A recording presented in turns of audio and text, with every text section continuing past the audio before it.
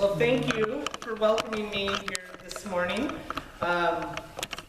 Just a little bit about myself. My name is Adam, and as the screen says, I am one of the executive directors at Mount Cross. My wife Sarah and I have been doing this together for about 2 years now, just under 2 years. She's at another congregation today, so y'all drew the short straw and got me. Aww. So one thing that I'll say is I am from Wisconsin, and the Raiders are playing the Packers right now in Green Bay. Don't go there. The Raiders are up, just so you know. I gave you the update, so I will, by the end of the sermon, hopefully it will have turned around my way again. So, but no, seriously, thanks for having me here. Thank you, Pastor Kirsten, for letting me come and talk about Mount Cross a little bit. It's great to be here with you all. Mm-hmm. So one thing that I like to do in a sermon is a little bit of audience participation. And so here it is, and I promise it won't be too painful. I know you've probably at least heard of Mount Cross since Pastor Kirsten has been taking kids to confirmation camp the last several years. But I don't know the extent of your involvement. And so I just have some questions. So raise your hand if you personally have ever been out to Mount Cross. This could be for a Mount Cross program, this could be for a Calvary program, this could be for anything. Okay, keep your hands up, keep your hands up. Those of you who don't have your hands up, have your kids ever been to Mount Cross before? Okay. How about grandkids? Okay. How many people have ever been to a camp anywhere for any purpose for any length of time? Raise your hand. Okay, all right, you can put them down. So I don't know if you got a chance to look around at all, but I would say that most of you here this morning have some familiarity with outdoor ministry, and a lot of you with Mount Cross in particular. And why do you think that is? Why are so many people in here familiar with camp? What is it about camp that makes it a thing that most of us have been a part of? You can shout out answers. This is still audience participation. Fun. That's a great answer. In fact, I won't get into all the numbers, but in a survey of campers, 97% of kids and their parents say that camp is fun. So if you say fun, you are in the strong majority there. Any other reasons? Activities. Activities outside. Knowledge. Independence. Absolutely. Friends. What? New friends. New friends, yes. I think all of those are excellent answers. But one thing that I want to focus on is this idea of it being outside, out in nature. I think that Lutherans especially have found that outdoor ministry is a powerful partner with congregations in passing on the faith because it happens in nature. Mm-hmm. I think back to the Genesis, beginning of the Bible, Genesis 1. God creates the heavens and the earth, and we go through all the days, and where does God place Adam and Eve? Outside, in a garden. Oh, yeah. In a garden, in nature. Yes. And so I like to think that outdoor ministry is probably the original type of ministry that there is. Because through it, I think God relates to us in one of the most fundamental ways that God does. I think that there's something inherently special and powerful about being in creation that, at a minimum, opens you up to the possibility of experiencing God in a profound way that you don't necessarily get in every other setting. And I think that's important, right? Being able to experience God in a profound and meaningful way, especially when it seems like so often God is distant from this rotating sphere that we call home. You know, you can turn on the news on any given day, and there are lots of examples to make us think that perhaps God's not just distant, but that perhaps God's flat out ignoring us. I could rattle off any number of ways that, or things, bad things that are happening in the world right now, but I don't think that that's super helpful. I do, though, think it's helpful to think about ways that God is present in this world. And in particular, I want to talk about our readings from Genesis and the Gospel today. So, Genesis from today, the text is Jacob wrestling with God. Probably a pretty familiar text to most of us, right? Mm-hmm. I think wrestling is one of the most intimate ways in which you can compete against someone. Now, I Googled, what is the equipment necessary for wrestling? Mm-hmm. And this is the first result on Google. The only equipment needed to wrestle in practice would be a clean pair of athletic shorts and pants, a t-shirt, wrestling shoes, and clean socks. Headgear is very helpful. And equipment needed to participate in a tournament would be wrestling shoes, clean shorts and a shirt or a singlet, and headgear is optional, though it's highly encouraged. Now, contrast that with football, which is why I brought up the Packers and the Raiders a little bit ago. What do you need to play football? A helmet with a chin strap and a face mask that meets rigorous safety standards and which contains a visible exterior label regarding injury risk, hip pads with a tailbone protector, a jersey, knee pads, pants which cover the knees and knee pads, shoes, shoulder pads, and any hard surface attachments fully covered by a jersey, thigh guards, and a tooth and mouth protector which covers all of your upper teeth. There's a ton of contact in football, just like in wrestling. Mm-hmm. But in football, while most of that contact is violent, Yes. in a lot of ways, you're not even hardly touching your opponent. You're removed from them with all of the safety equipment that you're wearing. And so I think that using this imagery of wrestling, the writer of this passage is clearly trying to show us the close and intimate nature of our interactions with God.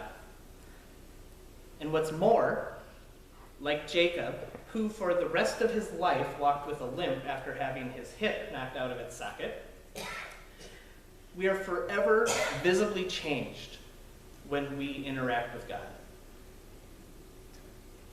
Now Luke, or Jesus as the case may be, chooses to show how involved God is with this world in a different way, by telling a story about a persistent widow who just wouldn't leave the unjust judge alone when he ignored her pleas for justice. Jesus contrasts the slow and begrudgingly delivered justice of this judge with the quick and willingly delivered justice that God hands out. Now, I'm going to make a little confession here. I'm not one to contradict Jesus a lot, but I have a hard time buying this sometimes. I'm not saying Jesus is wrong. I'm just saying that I have a hard time buying it because I think if you take a step back and look at the multitude of problems in this world, it's like God is ignoring us in a lot of ways. It feels that way. But if you actually take a step back and examine the world, there are lots of examples in which God steps in and hands out God's justice willingly and quickly. I suppose that because of my sometimes doubt about all of this, that Jesus' last line in this parable was meant for me. And when the Son of Man comes, will he find faith on earth? I don't know. I try to have faith, I really, really, really do. But sometimes when you feel alone and removed and ignored, it seems really, really hard to have it.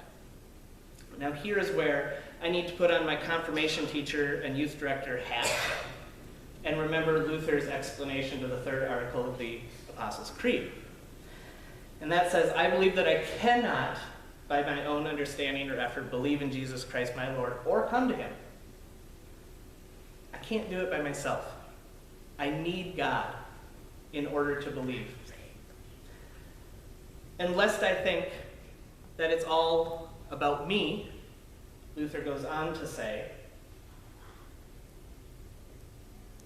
just as the Spirit calls, gathers, enlightens, and makes holy the whole Christian church on earth and keeps it with Jesus Christ in the one and common faith.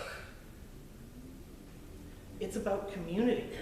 It's about being together and wrestling with hard questions and wrestling with God as a group and not feeling like you have to do it all on your own. It's about community. And this idea of community seems like a good place to kind of jump off and talk about Mount Cross a little bit. Might seem like an odd jump, but go with me here. I also know that it seems like the school year probably just started, but I'm already excited for summer camp next summer. Our theme for the summer is called From Generation to Generation. And in the stories that we look at as a camp community, we'll explore the stories of all of the familiar, well, most of the familiar Bible characters from Abraham and Sarah all the way to Jesus. And we're going to look specifically at their responses to God's call and the promised faithfulness in the midst of life's uncertainty and challenges. We'll focus on how the enduring love instilled in the promises to Sarah and Abraham and all the other Old Testament characters, all the way through all the generations to you and to me. Help us to learn about the love that God has for this world. And as the theme implies, we don't do this alone. We do it in the community, both here and now, with the people beside us and around us and in this room, and with all the people who have gone before us in the faith, who show us the way to live in faith, the good, the bad, and the ugly. So, drive a couple hours down the road, and there's a place that allows us to be with our God in the midst of creation. A place where that, if we listen hard enough, we'll hear the rocks and the hills cry out, along with a whole cacophony of voices singing goofy camp songs.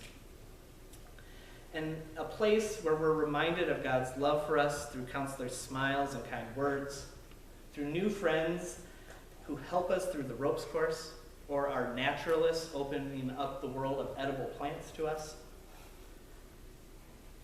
But most of all, through the wrestling and discerning and exploring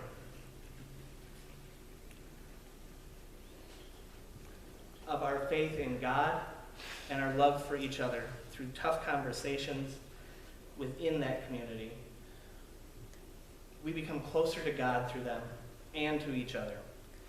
And then somehow, after all of that, sitting down and wrestling with Scripture and trying to decipher it and what it means somehow becomes a little bit easier and perhaps a bit more meaningful too. Now, here's the thing. Summer camp isn't just for kids. Mount Cross is not just for kids. It's for you too.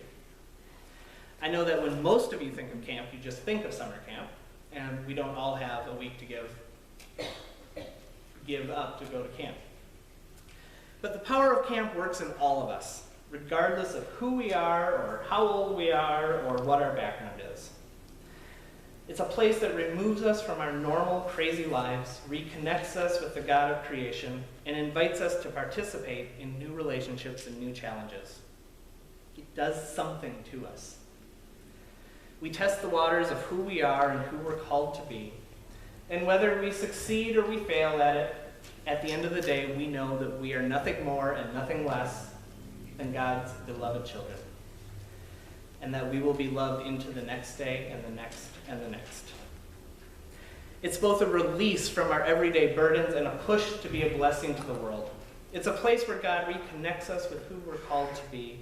And that sort of reorientation to the world isn't something to be easily dismissed. that sort of reorientation actually changes things. It gives us power and confidence and the faith to risk everything in order to love this world like Jesus calls us to. Camp's not a magic bullet, and it's not going to cure everything. We all know that life will continue to hold challenges and disappointments. There will still be injustices in the world that cause us to ask God why. Having a great week at camp or a great weekend retreat doesn't mean that when you go home, life will be great, if you even have a home to go to at all. But camp changes lives, and there's actual scientific evidence that proves it. I'm not going to go through all of it, but one of the things that I find really important and interesting is that going to camp actually causes people to have an increase in what we call horizontal faith. And horizontal faith is the belief that God is active and present in the world today and makes a difference in my life. Now contrast that with vertical faith, and that's the stuff with the head stuff, the Lord's Prayer, the Ten Commandments, the Creed, Luther's explanation to the Creed. That's the vertical stuff. The horizontal stuff is God is active in this place and this time now and makes a difference in my life. And because there's this increase in that horizontal faith, it causes kids to go home and talk with their families about it. It causes them to talk to their friends. And as a youth director, and I'm sure Pastor Kirsten would appreciate this as a pastor, kids who go to camp come to church more often. So, camp does things. And having that grounding in life, even and especially if life is messy and complicated, makes all the difference. Through a retreat for you or a week of camp for your kids or your grandkids, when you come to camp, you're receiving the gift of strength for the journey. So, you have a standing invitation. Just come. No one is too old to literally just sit and look at the trees. We're inviting you to just come and be a child of God and see where it takes you in life. Whether you're a family with an infant or you want to come to family camp, or you're a high schooler who's looking for a multi-week staff and training program, you're an empty nester who's looking for life's next steps and the space to discern them, whether you've got energy and passion or you're seeking purpose or you're grieving a loss, whether it's just you or the whole congregation, we're here for you. As children of God, you have been called to be a blessing to this world. And our deep hope at Mount Cross is that we can be a place for you to receive some of what you need in order to live that calling in the world. Amen.